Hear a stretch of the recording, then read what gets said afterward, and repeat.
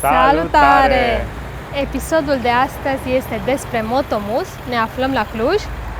Am venit special să testăm aceste două modele de la Benelli, și anume TRK 502X, respectiv TRK 702X. În prima fază vom începe la test cu albinuța, după care vom reveni și vom lua broscuța, că e verde. O să facem un traseu în jurul Clujului, nu știm exact câți kilometri se vor aduna, nu foarte mulți, doar cât să reușim să luăm câteva cadre, să ne facem o părere. După cum bine știți, poate unii dintre voi o să vrem, dacă reușim, poate la anul, să ne luăm o motocicletă nouă. Încă nu suntem deciși ce o să fie, așa că luăm în considerare mai multe modele. Dar astăzi este despre Benelli TRK și despre Motomus. Mulțumim frumos că ne-ați dat această ocazie să le putem testa. Frumos. Mai multe detalii pe parcursul episodului, rămâneți cu noi până la final. Să mergem! Primul contact cu TRK 502 îl avem în traficul din Cluj, care e nebunie la ora asta. E puțin trecut de ora 10, e foarte aglomerat, dar vom ieși curând.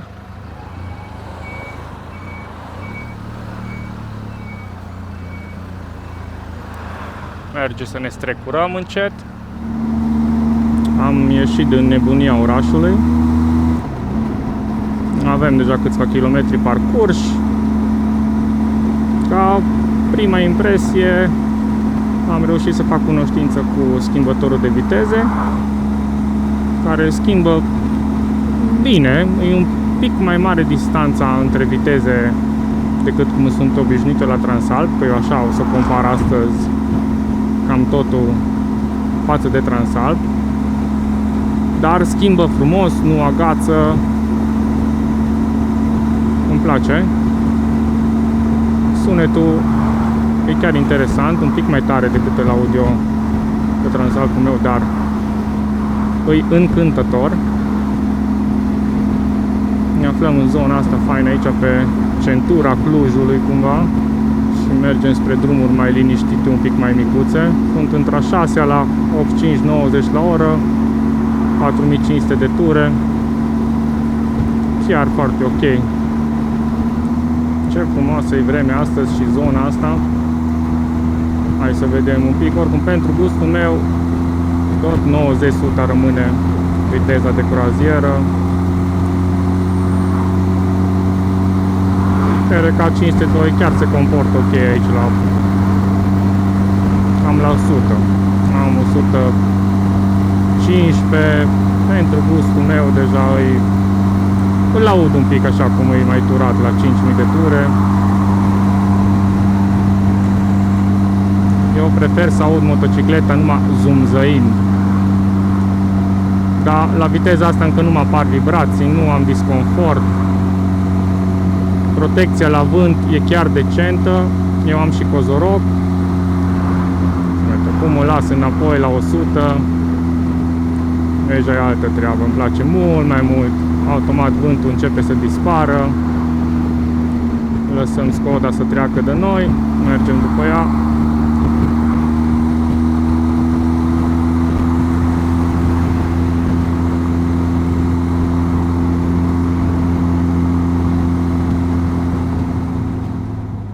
Frânele sunt puțin soft, cel puțin aia de spate.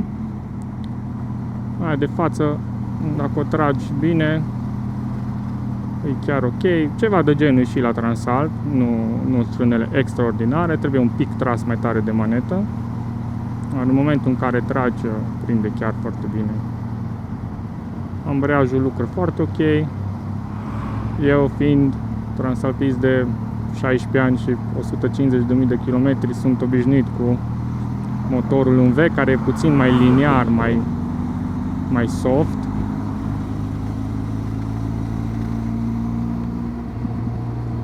Ce bine stă pe curbe, încălțată cu Metzler Tourance. O să merg la 6 liniștit, de la 80 încolo, de la 4000 de ture, îi place.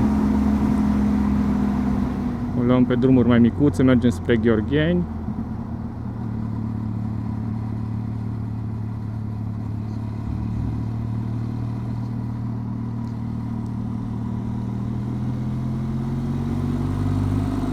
Avem o urcare, hai să vedem, în a patra la 60 la oră, de aici începe să tragă.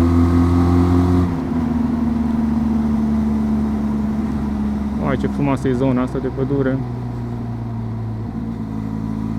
Exact, așa ceva căutăm noi.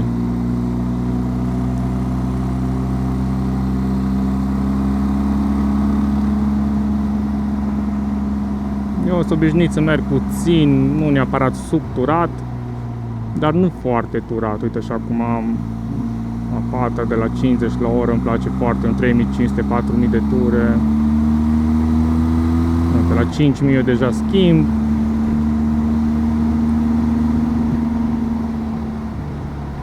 Interesant sunetul de pe motor.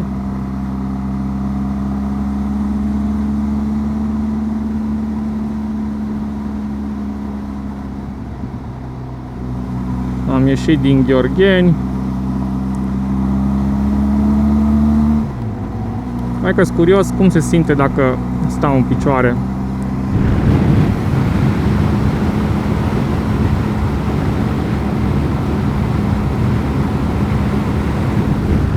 Poziția e destul de ok. Nu aș simți nevoia de înălțătoare.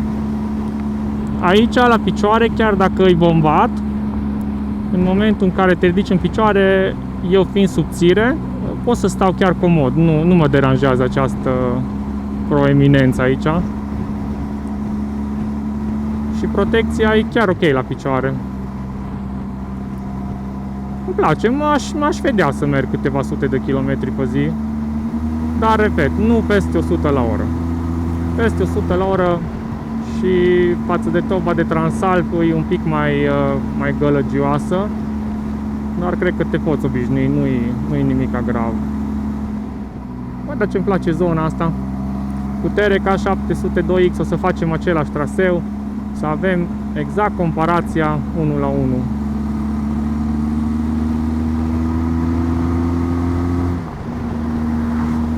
E motor de plimbare, uite aici, a 6-90 la oră, perfect. Eu simt nevoia de un înălțător din ăla mic numai. E fix la limită, dar e ok, nu-i deranjant. Doar pentru un extra confort. Manetele se simt ok, butoanele, la semnalizare, mai că avem și o curbă.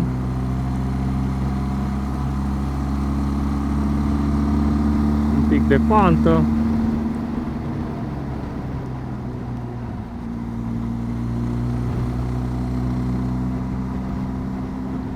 Eu mă pronunț acum și din punct de vedere al test drive-ului cu două persoane. Cu siguranță se schimbă un pic ciclistica decât dacă merge singur. Pe drumurile astea așa județene, un pic învălurate, spatele e puțin moale, un pic așa bouncy, dar se simte soft, e fain, îți preia din șocuri, din denivelări. Partea de față stă foarte bine pe drum, n-am nicio treabă. Chiar îmi place acest grilaj, sau cum să spun, acest suport aici la bord. Poți să-ți pui camera, în mod normal ar trebui pus și telefonul acolo. Există deja suportul de la Quadlac, dar eu nu am montura aia. Așa că mi-am prins eu aici suportul acum. Dar în mod normal ar trebui prins aici lângă. Aici să vină o geantă de rezervor. Îmi place și partea asta de oglinzi. Chiar redau bine imaginea din spate. Au forma asta țuguiată. Cuprinde bine tot. Pe cum trec kilometri, mi se confirmă că e o motocicletă comodă. Suntem în zona Clujului, undeva pe dealuri și avem această vreme incredibil de faină la final de septembrie. Numai bună să putem face un scurt review acestui Benelli TRK 502X. Până aici am reușit să facem vreo 70 de kilometri. Pe drum ați văzut, v-am spus impresiile, cum se simte pe drum, cum sunt frânele, poziția, protecția la vânt. Toate mi s-au părut chiar decente. Oricum, pentru o motocicletă de 500 de centimetri cubi cu 48 de cai, din punctul meu de vedere, se comportă mai mult decât decent. Totuși are undeva la vreo 213 kg, zic ei, cred, la gol, dar bineînțeles, cu accesorii, cu ce mai pui, cu suport de lăs, cu astea ajungi la 230-40 liniștit. În momentul în care te pui în mișcare, nu le mai simți. Ca și accesorii, vedem aici un crash bar, destul de interesant sau ciudat ca și formă, dar cu siguranță face treabă, pentru că este ieșit în afară. În mod normal există și handguard-uri, dar în momentul de față au fost date jos, nu știu exact motivul, probabil au fost lovite sau ceva, dar ideea e că în mod normal există handguard-uri, crash bar. În momentul de față avem puse și niște proiectoare de la SV Motec. Avem un cric central. Am rămas foarte plăcut surprins cât de ușor se pune pe cric. Tot așa, compar cu Transalpul, de la trebuie să trag. Aici doar te apeși un pic în el și se pune foarte ușor. Foarte multe detalii tehnice, nu o să vă spun, le găsiți pe orice site, inclusiv pe Motomus sau pe Benelli România. Dar, în mare, cum spuneam, motorizare de 500 de centimetri cubi, 48 de cai, la 8500 de rotații pe minut și dezvolt undeva la 46 Nm la 6000 de rotații pe minut. Nu-i ceva extraordinar, dar cum zic, pentru motocicleta asta e decent. Motorizarea este 2 cilindri în linie, cu răcire pe lichid, avem parte de injecție, nu de carburație cum sunt obișnuit eu la Transalp. Într-adevăr, așa ca o mică comparație, V-ul e mai liniștit cumva, e mai liniar, merge cumva la turațiile mai mici, parcă mai light. Aici trebuie să te obișnuiești că trebuie să-l ții cumva în ture. Îi place undeva la 4000-4500 de ture, cam acolo începe să lucre. Protecția la vânt este decentă deoarece avem acest parbriz destul de mare și fain ieșit așa în afară, e destul de lat. Am simțit foarte puțin nevoia de un mic înălțător în plus, dar nimica grav, cu toate că eu am și cozoroc. Șaua chiar decentă, cel puțin pe partea riderului, cu poziție, cu tot. Mi-a plăcut foarte mult, la un moment dat m-am ridicat și în picioare să văd cum mă simt pe scărițe față de ghidon. A fost tot ok. Tu spune-ți părerea din punctul tău de vedere în spate. Este ok, poate un pic mai moale șaua.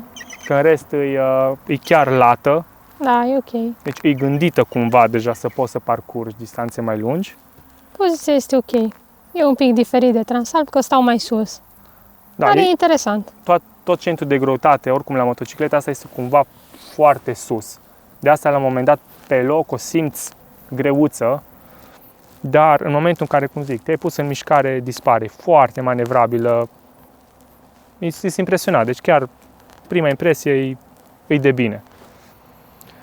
Roțile avem așa, pe spițe, iar pe față avem roată de 19 cu cauciucuri Metzler Tourance, ce am folosit și noi pe Transalp 3 seturi consecutive. Sunt niște cauciucuri decente, nu sunt cele mai grozave, dar îs decente. Stancuri, te duc spre 20.000 de kilometri, e nicio treabă. Pe față avem 110, 80, 19, iar pe spate 150, 70, 17. Deci avem roată 19 cu 17. Sunt cu camere, nu sunt tubeless. Partea de frânare, două discuri generoase pe față de 320 de mm fiecare, cu etrier Benelli. În spate avem un singur disc de 260 de mm. Referitor la frâne, mie personal mi s-a părut puțin soft până nu te apeși în el sau nu tragi. În momentul în care ești mai hotărât și știi că trebuie să frânezi de urgență, ai băga mâna în frână sau ai apăsat, se oprește, nicio problemă. Dar nu-i la primul click, așa cum un pic îl atingi să smucească. Mie personal îmi place pentru că așa e și pe Transalp, cumva e mai controlabil. De asemenea, dacă suntem la frâne, e cu ABS, ceea ce este un lucru important, pentru că nu orice motocicletă are ABS, deci este foarte ok. Avem aici o tobă generoasă, foarte frumoasă estetic și cu un sunet plăcut. Poate că la drum lung un pic îți hurie în cap, dar sunetul e ce trebuie. Avem un rezervor generos de 20 de litri. Ei dau undeva un consum mediu de aproximativ 4 litri, ceea ce e foarte ok. Noi asta căutăm, să găsim un consum redus. Transalp cu 2 persoane împachetat, nu poți să-l scoți sub 5. Media noastră undeva la 5,3, 5,4 în ture. Deci dacă le-ai putea scoate la 4, 4,2, de vis.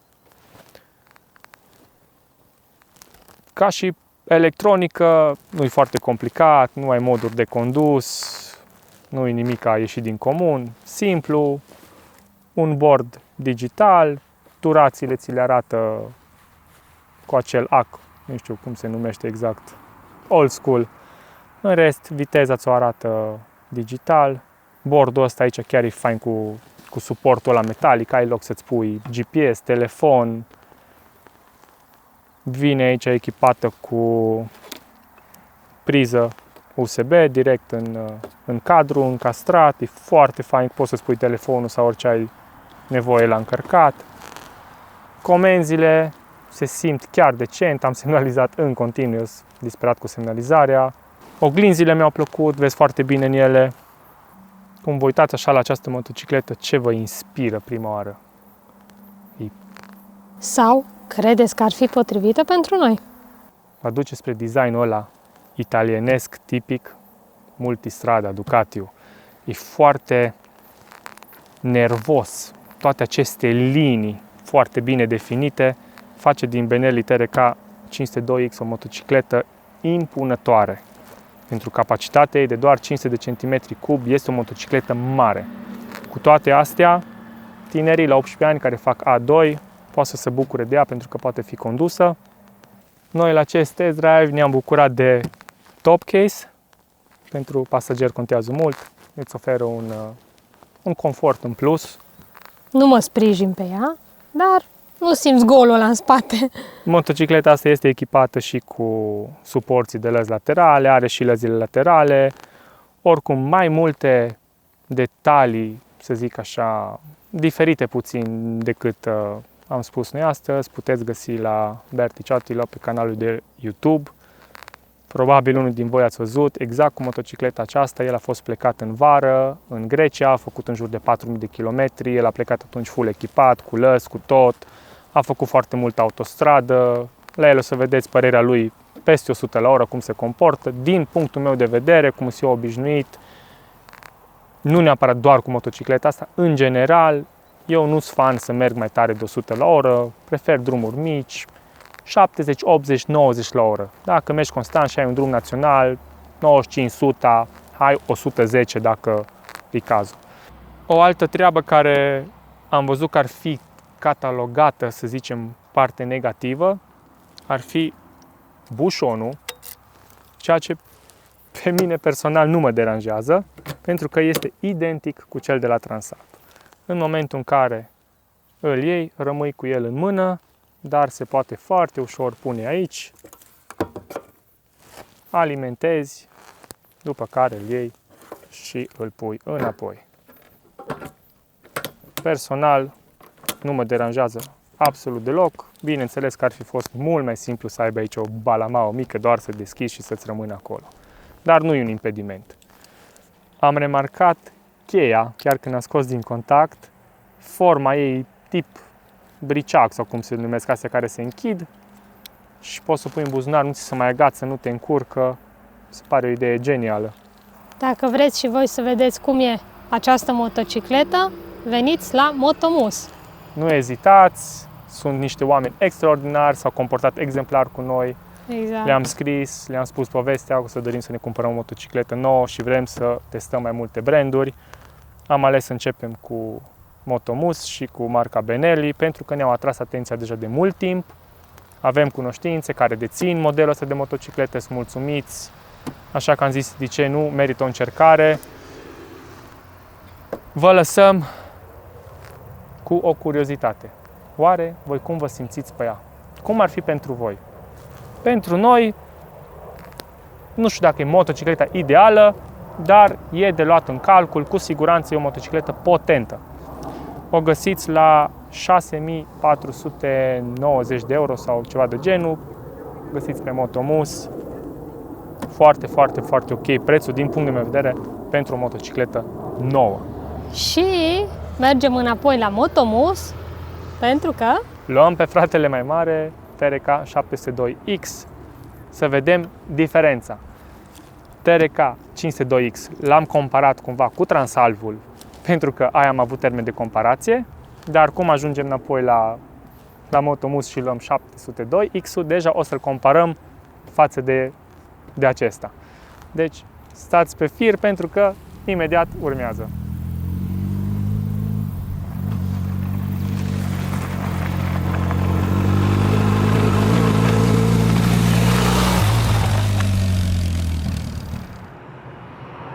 Uite-te, uite-te ce e aici! Avem avionul, aeroportul, chiar aici lângă noi.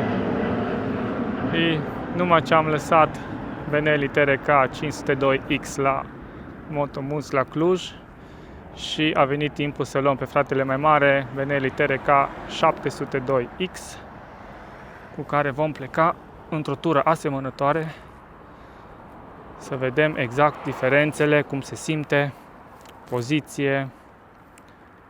Vedem ce impresie ne lasă. Începem din nou să ne împrietenim, ca și cu 502X-ul, prima oară prin oraș. Nu știu cum o să fie exact sincer cu sunetul, pentru că îmi bate vântul foarte tare în cască. Deci până nu-ți lipsește plexicul, nu vezi de fapt cât e de important să-l ai. Și a primele impresii, complet altă motocicletă.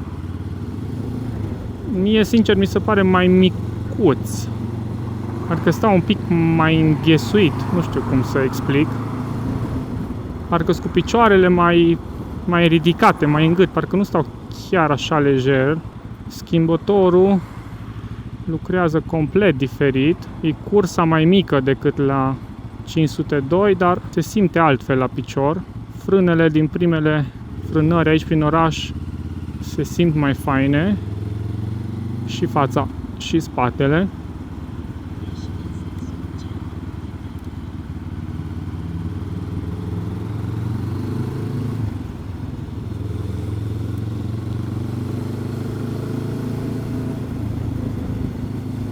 Da, căluții încep să apară în plus. Avem aici o turnantă. Avem cedează.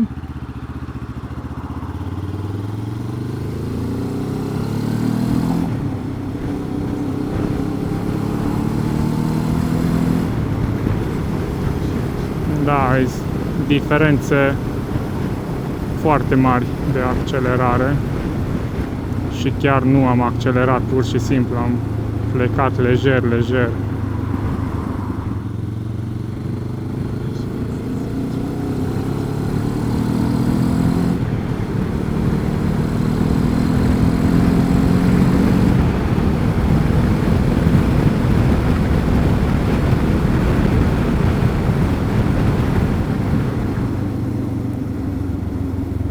Ne dăm jos de pe drumul mare, din nou spre Gheorgheni. Din păcate spun că fără un plexic mare, efectiv nu te poți bucura de plăcerea de a auzi motorul, de a auzi toba. Auzi doar acel vâjit în cască, ce îți distrage foarte mult atenția. Dar e cu totul altă motocicletă.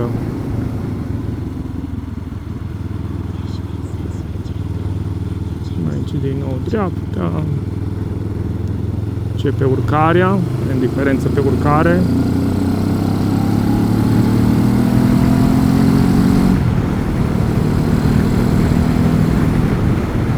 Complet altceva.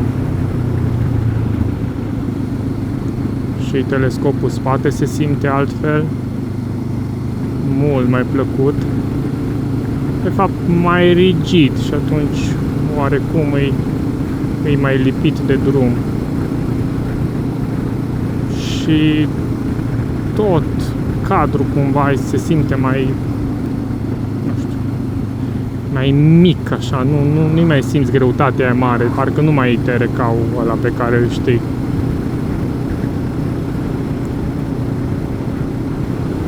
De la 4000 de ture în sus îi place și lui.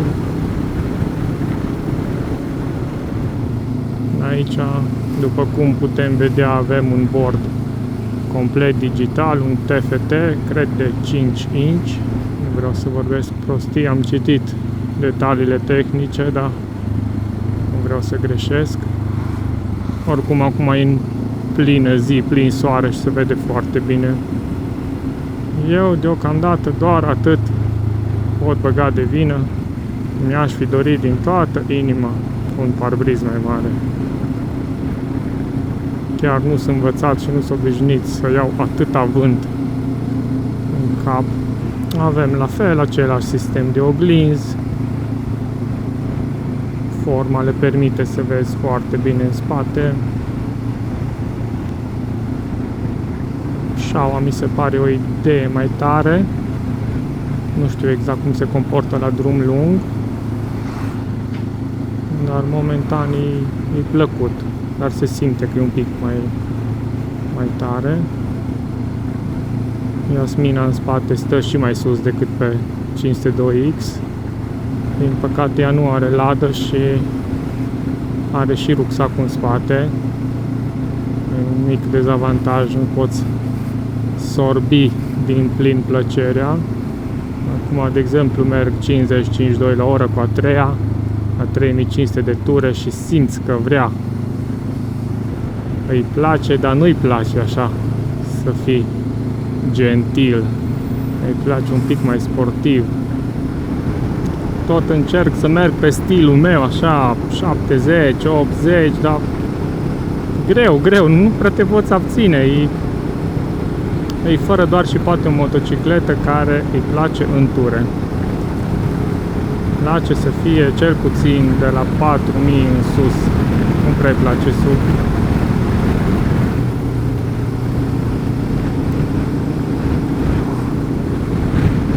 Da, mult mai bine stă pe drum. Aici țin minte că în aceste curbe cu denivelări știu că sărea spatele așa moale, făcea un balans. Aici nu s-a mai simțit.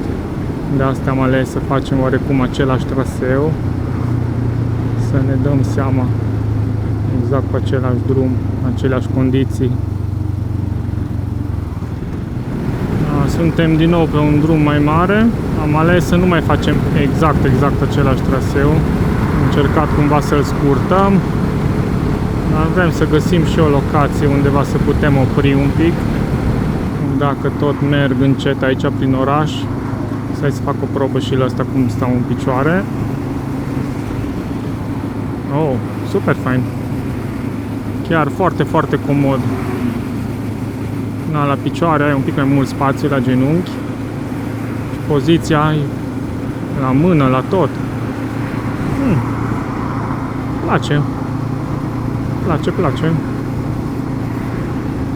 Aici, nu-i place 3000-3500 de ture, chiar dacă ești în viteze mici, a doua, a treia, a patra, nu-i place. 4000 acolo. 4000, uite acum, 4070. Altfel are un zgâțăit, așa, zice, hai tati, mai avem și noi. Uite, aici îi place, 480, uite ce rotund merge.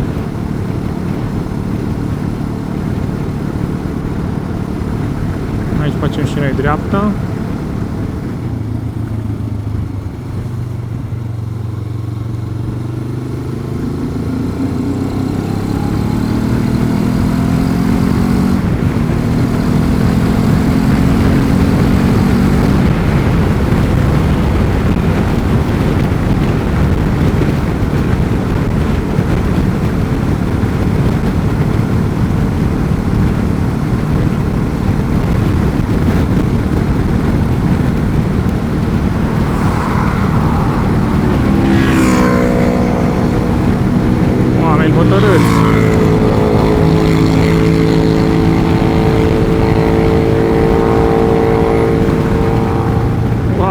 ce frumos vedem Clujul.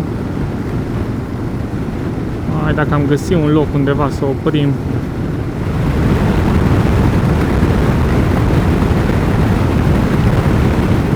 Nici nu mi-am dat seama că nu am comutat unghiul la cameră. Am filmat pe narrow, am pus acum din nou pe wide să se vadă tot frumos. Hai să facem dreapta aici, să vedem, e un drum micuț. Poate găsim un loc să ne oprim.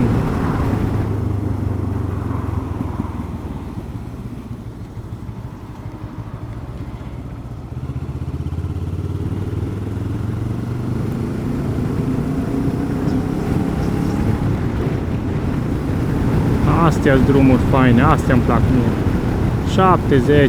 70-80 la oră, deci să nu fie trafic, să fie puțin virajat. Exact astea sunt drumurile pe care le caut eu în general. Și de asta nici nu am nevoie de prea multă putere, dar sincer să fiu, nici nu îmi displace. Deci chiar se simte complet diferit. Mi s-a pus pata pe tine. Ce pitorești sunt zonele astea pe aici. Foarte drăguț. Și ne-am oprit în locul ăsta, cum îi place mie să-l numesc așa, pitoresc. Foarte fain. Am deviat pe un drum din ăsta micuț, pare capăt de linie, ceva, nici nu știu. Am vrut să găsim un loc liniștit. Incredibil ce vreme faină, un pic bate vântul. Și din păcate spun, singurul minus major care nu-i vine a motocicletei, îi parbrizul ăla mic.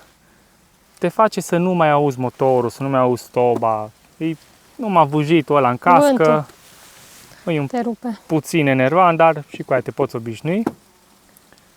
Ideea e că chiar dacă se numește Benelli TRK 702X, aproape ca și TRK 502X, nu are nicio legătură unul cu altul. Din punct de vedere al motorizării, complet altceva. 700 de centimetri cubi cu 70 de cai putere, aproape dublu față de 48 al lui 502X. Diferență foarte mare în momentul în care ai nevoie de acel zvâc, îl ai. Pe urcări, în depășire, de la 4000 în sus, acolo îi place. Eu sunt obișnuit la Transalp cam 3500-4000 să mă duc și acolo merge foarte lin, așa bătrânește. Aici, în schimb, dacă merge între 3 și 4000, are așa acel, zice, hai, dăm că nu-mi place să stau. Dacă ești o fire căruia îi plac motoarele mai sportive, cu siguranță îți va face cea mai mare plăcere să o conduci. Poziția chiar e faină, din punctul meu de vedere e un pic mai micuț ca și 502X-ul. M-am simțit un pic mai înghesuit cumva la picioare, nu e neapărat un disconfort, dar e altceva, exact ce spuneam, e altceva, ești în altă poziție. Și-a o idee mai tare, da, cred că și la tine, nu? Da, e un pic mai tare. Și e și mai înclinat în față. Da. Deci cumva 502X-ul, chiar dacă e mai slăbuț, e gândit mai spre touring. Asta e mai sport, așa, a doua persoană ocazional sau distanțe scurte. Da. Din păcate n-am avut nici lada în spate ca ea să poată să stea mai lejer. Am avut rucsacul, nefiind obișnuită cu rucsacul, e o senzație ciudată. Având și putere mai mare, am făcut 2-3 depășiri, avea senzația că wow, mai avânt în cască. Noi avem căștile cu cozoroc. În mare parte îs asemănătoare, aceleași discuri pe față de 320 de mm, roată pe 19 pe față, 17 pe spate, discul de 260 de mm pe spate. Platele scoape, din ce știu, cam aceeași cursă au, aceiași etrieri.